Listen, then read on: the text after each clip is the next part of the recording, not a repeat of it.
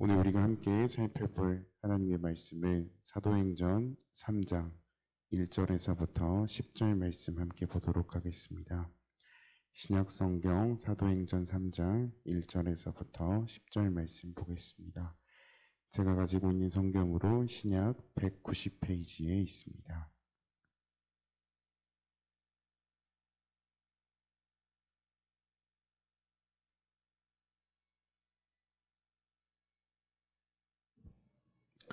다 찾으셨으면 한 절씩 교독하겠습니다. 제9시 기도 시간에 베드로와 요한이 성전에 올라가 있어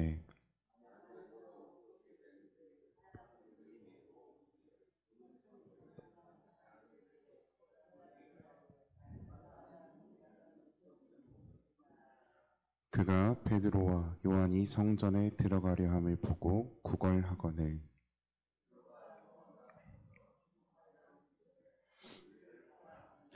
그가 그들에게서 무엇을 얻을까 하여 바라보거늘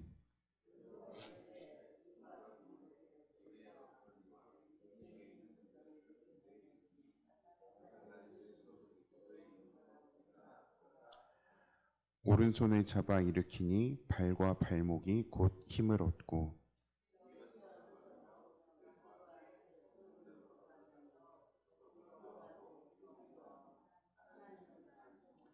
모든 백성이 그 걷는 것과 하나님을 찬송함을 보고 그가 본래 성전 미문에 앉아 구걸하던 사람인 줄 알고 그에게 일어난 일로 인하여 심히 놀랍게 여기며 놀라니라.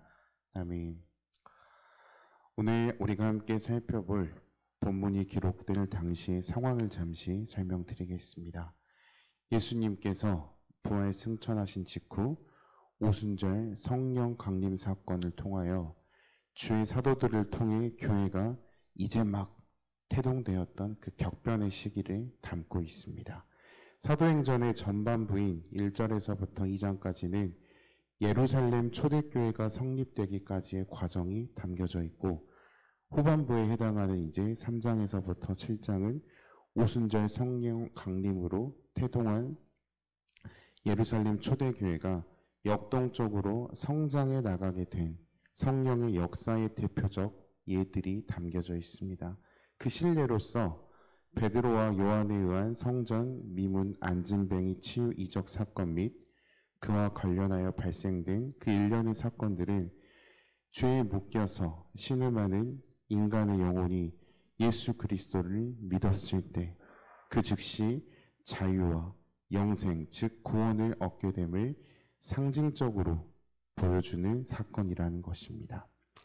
성령으로 충만하게 된 사람들이 갖게 되는 놀라운 변화의 모습을 보여주고 있다는 것이죠. 본문을 보면 베드로와 요한이 성령으로 충만해진 이후 사랑과 능력의 사도가 된 사실을 우리는 확인을 할 수가 있습니다. 이들이 처음부터 그랬을까요? 그렇지 않았습니다. 불같은 성격을 지닌 두 사람이었습니다. 그들은 도망자이기도 했습니다. 그리고 예수님을 3번이나 부인하기도 했죠. 하지만 그들이 변할 수 있었던 계기는 바로 오직 성령 체험이었다라는 것입니다.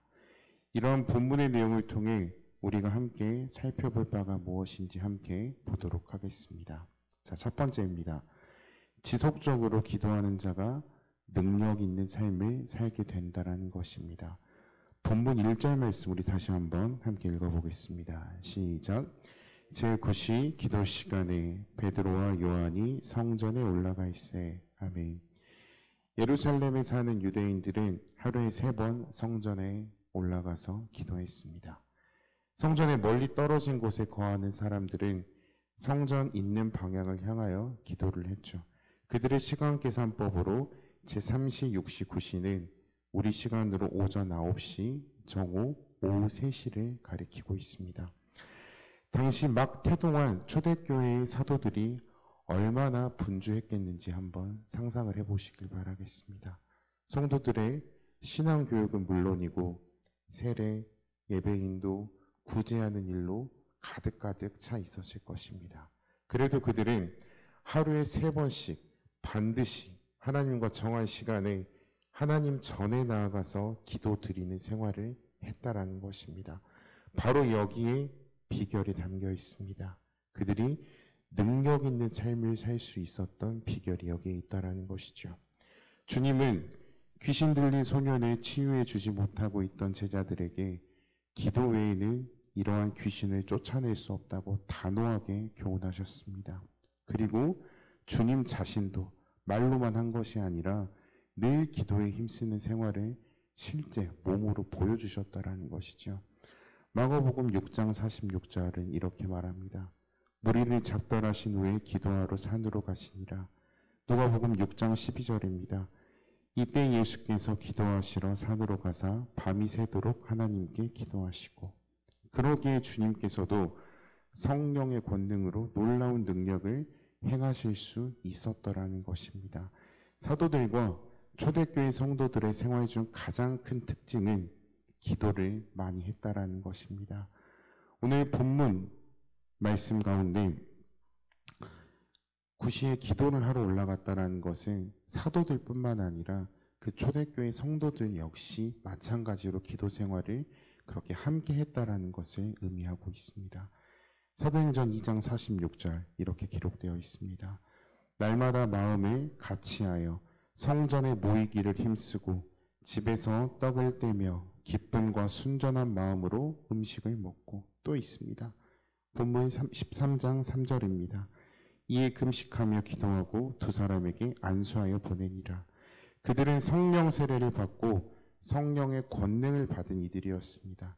그러나 그들이 하나님의 보좌 앞에 나아가 늘 기도하지 않았다면 성령의 권능을 나타낼 수 없었을 것입니다. 왜냐하면 능력을 행하는 것은 오직 성령 충만할 때 가능한 것이고, 성령 충만을 받는 것이나 그 능력을 유지하는 생활은 오직 기도로서 가능하다라는 것입니다.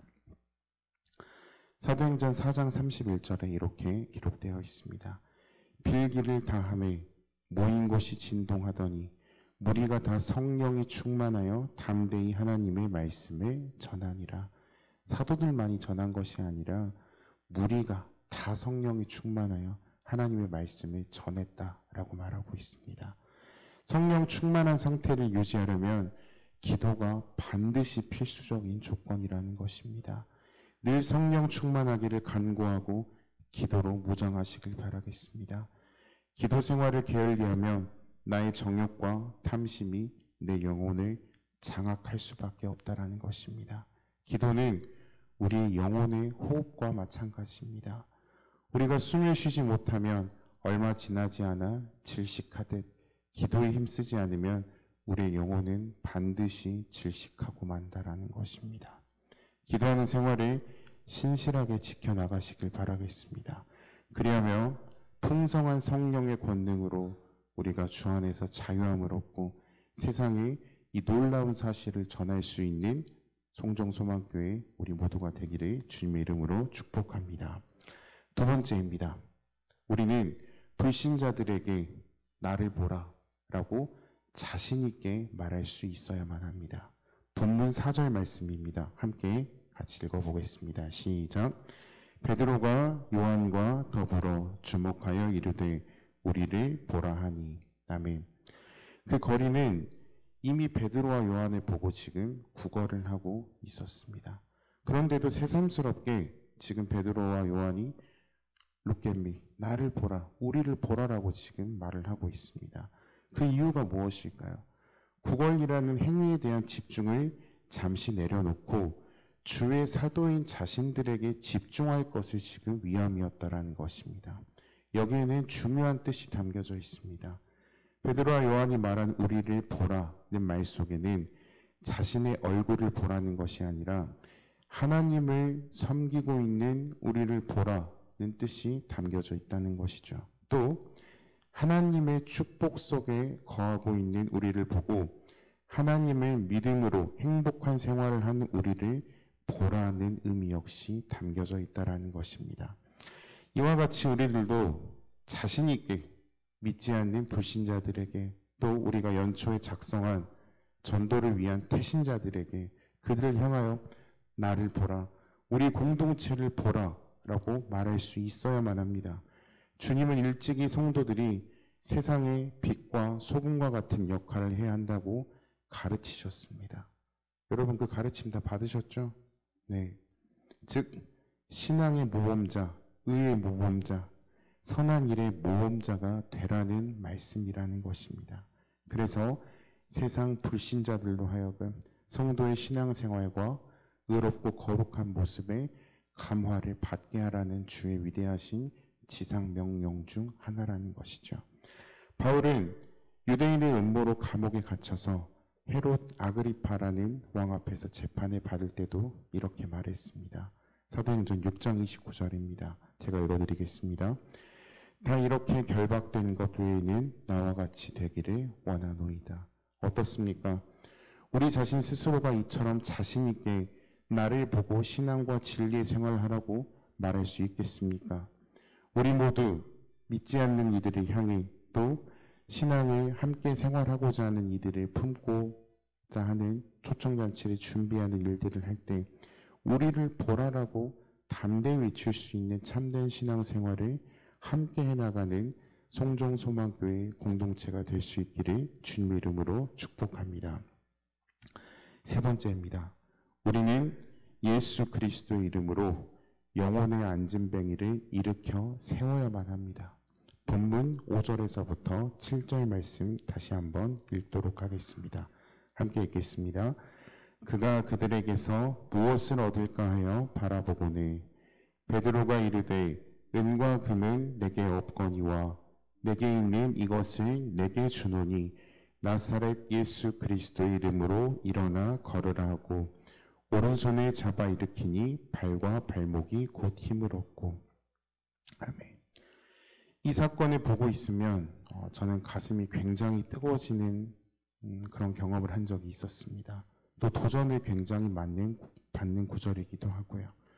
조금 전 우리가 함께 고백했던 성경 말씀과 또 우리가 늘 듣고 있는 찬양의 여러 가사들처럼 능력의 이름 예수, 우리가 입술로만 그저 입을 열어서 혓바닥으로만 고백하는 능력의 이름 예수가 아니라 그 이름을 정말 신실하게 붙들고 선포해 나갈 수 있는 믿음을 키워나가야만 한다는 것입니다. 여러분 조용히 우리 교회 안을 살펴보시길 바라겠습니다. 의외로 우리와 함께 신앙생활하는 성도들 가운데는 성전 미문에 앉은 오늘 본문 속 안진뱅이처럼 은혜의 보좌 깊숙한 곳까지 나아가지 못하고 성전의 문간만 맴도는 영적으로 치유함이 필요한 불편함을 가지고 있는 이들이 분명히 있습니다. 교회 공동체 안으로 깊숙이 들어올 생각을 하지 못하는 이들일 수도 있습니다. 봉사 안으로 들어올 생각을 못하는 이들일 수도 있다라는 것입니다. 그런데 이들은 스스로의 힘으로 들어오지 못하고 있을 수도 있다라는 것을 기도하는 우리들은 반드시 깨달아야만 한다라는 것입니다. 이러한 성도들에게 관심을 가져야만 한다는 것이죠. 나와 친하고 교제를 자주 하는 나의 구역 식구, 나의 어떤 기관 식구들과만 함께 교제하거나 관심을 갖는 것이 아니라 우리는 관심을 돌려서 이들에게 향하여야만 한다라는 것이죠. 그들의 손을 붙잡아 2024년 봉사의 발에 힘을 얻도록 깊은 공동체 속으로 들어올 수 있도록 우리는 함께 기도하고 도와주어야만 한다라는 것이죠. 찬양과 헌신의 발목에, 전도의 발목에 힘이 들어가도록 우리는 함께 기도해야 될 줄로 믿습니다. 우리가 건네는 따뜻한 위로의 말, 격려하며 잡아준 손길 하나가 반드시 큰 힘이 될 줄로 믿습니다. 마치 거짓말처럼 그 안진뱅이 같은 신앙의 자리를 털고 일어날 줄로 믿습니다. 서서 걷기도 하며 뛰기도 하며 하나님을 반드시 찬양할 시간이 올 것입니다. 우리도 처음에는 똑같았습니다. 신앙생활을 처음 했을 때 모습이요. 모든 이들은 바로 이와 같은 영적인 단계를 거치기 마련입니다. 어느 순간 신앙은 분명히 성장하고 일어날 줄로 믿습니다. 함께 걷고 함께 뛰며 함께 전도하는 송정소망 공동체 되기를 소망합니다. 마지막 네 번째입니다. 참된 성령의 은사는 참된 열매를 맺습니다. 본문 8절에서부터 10절 말씀 다시 한번 함께 읽어보도록 하겠습니다. 뛰어서서 걸으며 그들과 함께 성전으로 들어가면서 걷기도 하고 뛰기도 하며 하나님을 찬송하니 모든 백성이 그 걷는 것과 하나님을 찬송함을 보고 그가 본래 성전 미문에 앉아 구걸하던 사람인 줄 알고 그에게 일어난 일로 인하여 심히 놀랍게 여기며 놀라니라. 아멘. 앞서 말씀드렸던 것처럼 이 본문 내용 우리에게 변하지 않는 한 가지 진리를 가르쳐주고 있습니다. 바로 참된 성령의 은사는 참된 열매로 반드시 나타난다라는 것입니다. 본문은 안진뱅이였던 거린이 뛰어서서 걸으며 뛰기도 하고 걷기도 하였다라고 증언하고 있습니다. 여기서 우리가 잠깐 생각해 볼 것은 뛰기도라는 단어입니다. 우리가 생각하실 때 뛰었다라는 것은 그저 이렇게 간단하게 점프하는 정도라고 생각할 수 있습니다. 그런데 헬라 원문을 한번 살펴보면은 이제 헬로마이라는 단어인데요. 이 단어의 어원이 참 재미가 있습니다. 마치 어린 송아지가 고삐가 풀린 채 이리 뛰고 저리 뛰는 모습을 나타낼 때 사용하는 단어라는 것입니다. 이 안진뱅이가 일어났을 때, 발목에 힘이 들어가서 일어났었을 때 힘이 좀 들어갔네 하고 자리 위에서 그냥 2, 3cm 뛴 것이 아니라 정말 기쁜 영적인 감동에 의해서 이리 뛰기도 하고 저리 뛰기도 하였다라는 모습을 담고 있다라는 것입니다. 성령의 권능으로 치유받은 사람은 이렇게 온전한 치유의 열매를 나타냅니다. 신약 성경에서 주님과 사도들을 통해 치유받은 허다한 사람들 중에 그 병이 다시 발병한 자가 있다는 기록은 단 한 구절도 없습니다. 하나님의 은혜는 온전하다라는 것이죠. 그리고 불변하다라는 사실입니다.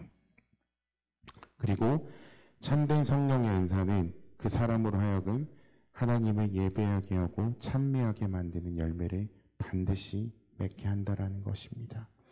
안진뱅이에 해방된 그 거린이 처음으로 행한 일은 베드로와 요한 사도와 함께 성전에 들어가 하나님을 찬미하는 일이었습니다. 그는 수십 년 동안 성전에서 매일 있었으나 성전 안으로 들어가지 못하고 성전 문 밖에서만 구걸하던 자였습니다. 그러나 성령의 은혜를 받은 후에는 그가 성전 안으로 들어갈 수 있었습니다. 하나님을 예배하고 찬미하는 자로 변화되었다라는 것입니다. 이처럼 성령의 참된 은혜는 사람의 전인격적인 영혼까지 치유한다라는 것이죠. 불신앙의 병을 치유시켜 하나님을 섬기는 자로 반드시 변화시킬 수 있습니다. 그 안진뱅이가 그렇게 예배하는 모습을 보고 두려움을 느낀 사람들이 있었습니다. 바로 유대인들이었죠. 유대인들은 안진뱅이를 일으킨 성령의 역사를 보고 기독교에 대한 거룩한 경외심을 느끼고 유대교의 안일한 형식주의 종교의식에 물든 마음에 큰 충격을 받았을 것입니다. 이처럼 참된 성령의 은사는 나 자신만을 변화시킬 뿐만 아니라 세상 사람들로 하여금 선한 영향력을 끼쳐나갈 수 있다는 것입니다. 우리가 함께 모여서 기도하고 찬양하고 전도하는 모습을 통하여서 이 지역과 이 땅과 정말 이 전 세계 모든 사람들로 하여금 선한 영향력을 끼칠 수 있다는 확신을 가지고 우리는 신앙생활을 해야 될 줄로 믿습니다. 결론입니다. 오늘 말씀 제목은 결국은 내 발로라는 제목인데요.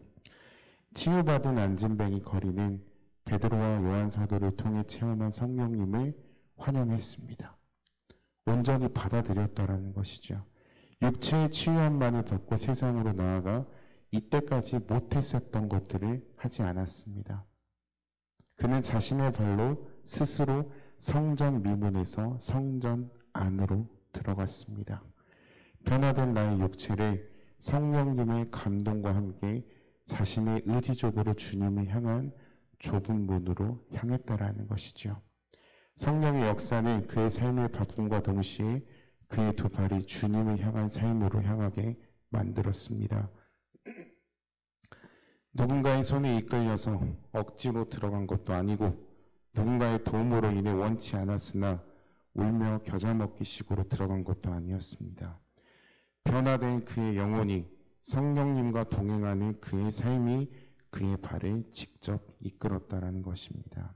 혹 아직 미문에만 겉돌고 있는 누군가의 모습이 보인다면, 혹 그 모습이 지금이 나의 상황이라면 성령 하나님의 주권대로 2024년 살아가겠노라고 입술을 열어 토해내듯이 기도하시길 바라겠습니다.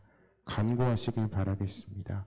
성령님을 온전히 내 삶의 주인으로 받아들이는 우리가 되기를 주님의 이름으로 축복합니다. 기도하고 마치겠습니다.